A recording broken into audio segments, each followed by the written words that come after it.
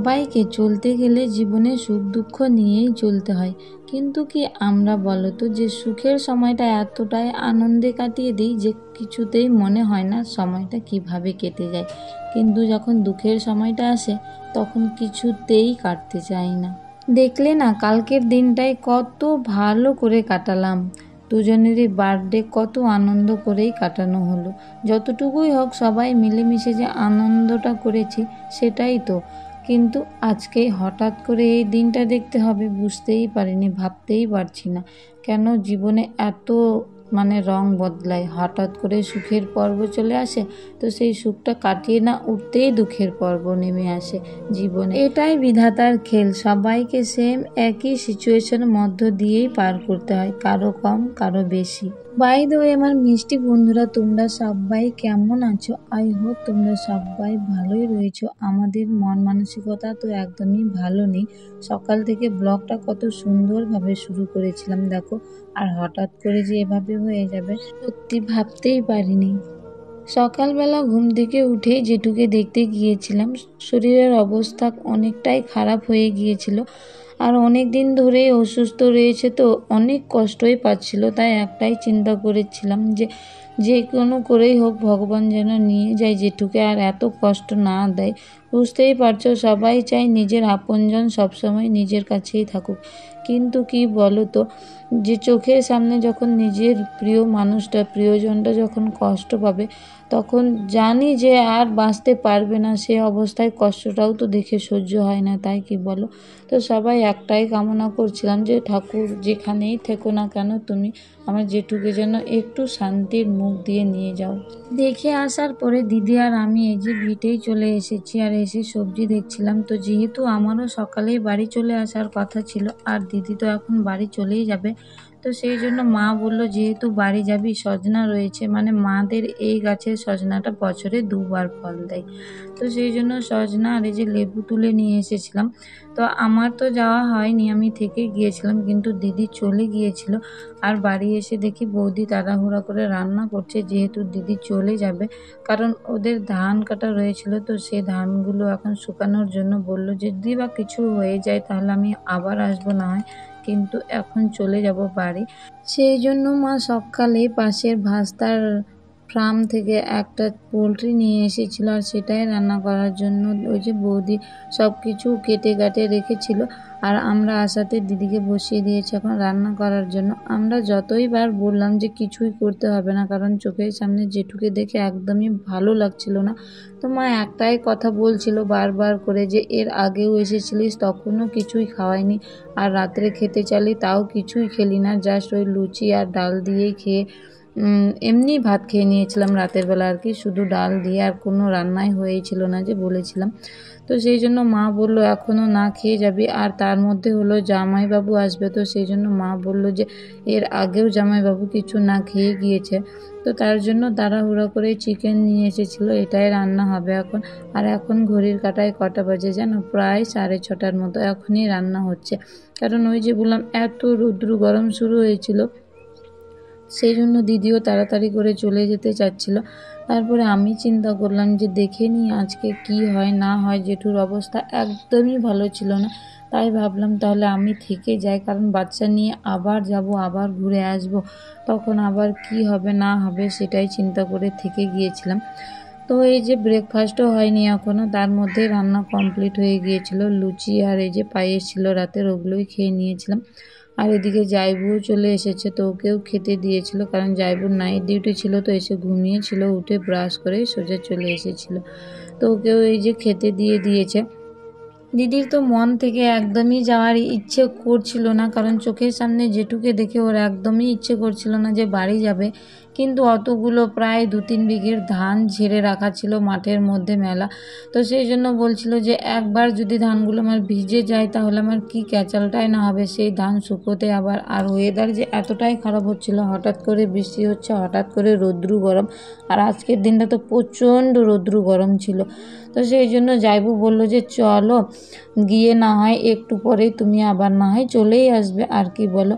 তো সেই জন্য দিদি বললো যে চলো তাহলে আমি গিয়ে মেলে দিয়ে তারপরে না হয় আমাকে আবার পৌঁছে দিতে আসবে, তো জাইবু সেই জন্যই পরে বললো ঠিক আছে আমি না হয় পরে পৌঁছে দিয়ে যাব।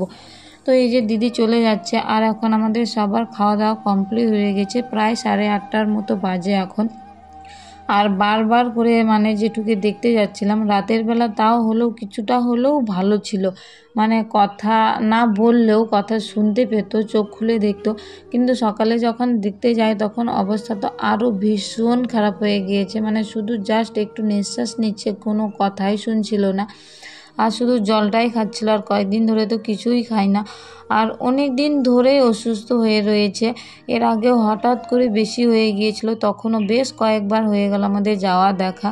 তো সেটাই দেখে আর কিছুতেই সহ্য হচ্ছে না, মনে হচ্ছে যে যতই হোক নিজের আপনজন, বললাম না নিজের আপনজন যেমনই হোক সবাই কাছে চাই, কিন্তু চোখের সামনে যখন এতটা কষ্ট পেতে দেখে তখন মনে হয় যে থাক না, আপনজনটা না থাকলেও ভালো, কিন্তু নিজের জন্য মানে আপনজনটা যদি একটু হলেও সুখে থাকতে পারে, কোথাও যেখানে থাকুক একটু যেন সুখে শান্তিতে থাকতে পারে, সেই জন্য সেটাই সবাই কামনা করছিলাম। সত্যি আমাদের জীবনে এই সময়টা আবার নেমেই আসলো, এতটা কষ্ট হচ্ছিল দেখে সত্যি ভাবা যায় না, মানে কি বলো তো, চোখের সামনে নিজের প্রিয়জনকে হারানো আর চোখের সামনে দিয়ে তাকে নিয়ে যাওয়া কতটা যে কষ্টের হয় কি বলো তো। এই সব মানুষগুলোর সঙ্গে, এই সব পরিবেশের সঙ্গে বড় হয়ে উঠেছি, আর চোখের সামনে যখন একটা একটা করে নিজের প্রিয় মানুষগুলো আমাদেরকে ছেড়ে ছেড়ে চলে যাচ্ছে না, তখন ভীষণ কষ্ট হচ্ছে, ভীষণ। মানে কি বলতো, যে ছোট থেকে বড় হওয়া একটা পরিবেশ থেকে এসে আবার একটা পরিবেশে মানিয়ে সেই লোকগুলোকে তো এমনিতেই দেখতে পাই না, তার মধ্যে হঠাৎ করে একদিন দুদিন গিয়ে যে আনন্দটা পাই সেই কথাগুলোই ভীষণভাবে তখন মনে পড়ে। কষ্টটা তবু হলেও কম হতো একটু হলেও, কিন্তু যে ঘটনা ঘটেছে তার জন্যই কষ্টটা আমার আরও বেশি হচ্ছে।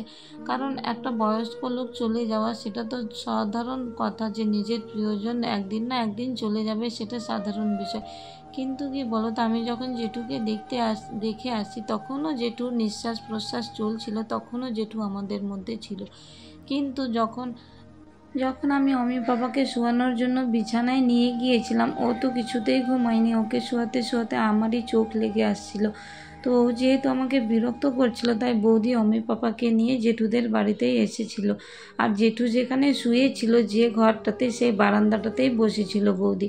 আর তখন আমি ভাবলাম যে দেরিও হয়ে গিয়েছে, এই সময়ই তাহলে অমি পাপাকে খিচুড়িটা খাইয়ে নেওয়া যাক, কারণ ওরও খিদে পেয়ে গিয়েছে, সেই জন্য আমিও আবার খিচুড়িটা নিয়ে জেঠুদের বাড়িতেই গিয়েছিলাম। তো যাওয়ার পরে আমিও ওখানেই বসে বসে খাচ্ছিলাম, আর দাদা তখন ভীষণ গরম ছিল, তো দাদা সেই জন্য স্ট্যান্ড ফ্যানটা আমার দিকে করেই চালিয়ে দিয়েছিল। তা আমি দেখছি জেঠু কিছুই সারা শব্দ করছিল না, সেই জন্য দাদাকে ইশারা করাতে দাদা তখন গিয়ে ঘরে গেল, কি মনে করে গেল ঘরে, দেখছে যে জেঠু নেই, আর আমি কিন্তু বারবার করে ওদিকেই তাকিয়েছিলাম। তো চোখের সামনে যে নিজের প্রিয়জনটাকে মানে শেষ বিদায় দেওয়া, সেটা ভেবে আমার ভীষণ কষ্ট হচ্ছে, ভীষণ খারাপ লাগছে, যে চোখের সামনেই একটু আগেই দেখেছিলাম তখনই, যে আমি যাওয়ার পরেও কিন্তু একটু হলেও নিঃশ্বাস প্রশ্বাস চলছিল, কিন্তু যেই না আমি মানে দেখতে দেখতেই আমার সামনেই জীবনটা চলে যায়, দেখে এত খারাপ লাগছিল সত্যি, মানে এত কান্না পাচ্ছিল, এত কান্না পাচ্ছিল, দিদিদের কান্না দেখে তার আমার ভীষণ কান্না পাচ্ছিল। জেঠুকে যখন শ্মশানে নিয়ে যাচ্ছিল না, তখন এতটাই কান্না পাচ্ছিল, এতটাই কান্না করেছিলাম আমি, আর তার মধ্যে বৌদি আমাকে জড়িয়ে ধরে এতটাই কান্না করেছিল যে সত্যি ভিতর থেকে এতটা কষ্ট অনুভব করছিলাম, যে বাবা মা একদিন আমাদেরকে এই পৃথিবীর আলো দেখায়, আর সেই বাবা মাই আমাদের হাত ছেড়ে চলে যায়, কতটা কষ্টের হয় সেই দিনগুলো, ভাবো তো একবার। পৃথিবীতে বাবা মা না থাকলে সত্যি কেউই থাকে না জীবনে, মনে হয় সব থেকে বেশি কষ্ট হচ্ছিল দিদিদের কথা চিন্তা করে, কি বলতো, বাবাও হারালো আর মাও হারিয়েছে, কিন্তু কি সবার নিজের সংসার রয়েছে, বাবা মা তো কেউই থাকে না সারা জীবন কারোর জন্য, কিন্তু তা হলো সেই বাবা মার যে অভাবটা, সেটা কি কখনো বাবার বাড়িতে গিয়ে পূর্ণ হয় বলো। যেখানে বাবা মা থাকে না সেই বাড়িটা কিন্তু আর বাড়ির মতো থাকে না, যতই হোক, যে যতই বলুক, যতই দাদা বৌদি যতই আদর করুক না কিন্তু, কিন্তু তাও বাড়িটা গিয়ে যখন বাবা মার অভাবটা বোঝা যায়, তখন সত্যি কতটা খারাপ লাগে আর কান্না পায়, সেটা বুকের ভিতর যেন কেমন হু হু করে ওঠে।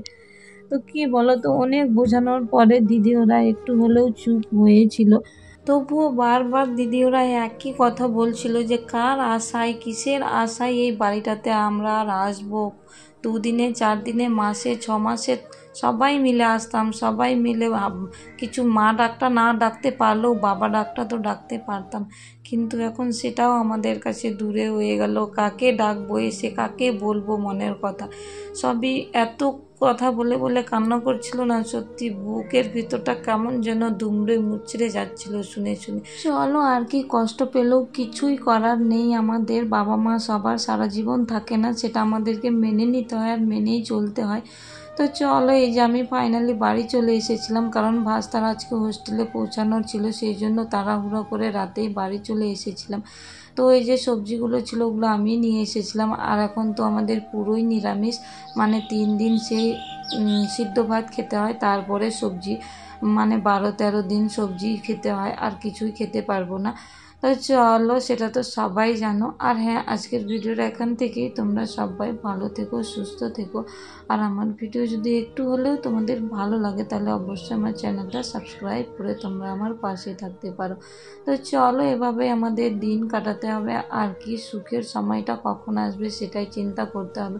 কারণ কি বলো তো, দুঃখে সুখেই জীবন, সব মিলেমিশেই আমাদেরকে চলতে হবে, আর কিছু করার নেই। তো জীবন যখন যেদিকেই নিয়ে যাবে সেদিকেই যেতে হবে। আর কি, আমাদের কি ভগবানের লীলা খেলা, আমরা তো যা শুধু অভিনয় করার জন্যই এসেছি। তো ভগবান আমাদেরকে যেভাবে যে জায়গাটাতে অভিনয় করানোর জন্য আমাদেরকে ছেড়ে দিবে, আমাদেরকে সেভাবেই অভিনয় করে চলতে হবে। আর কি, তো চলো, আজকের ভিডিওটা এখানেই শেষ করছি।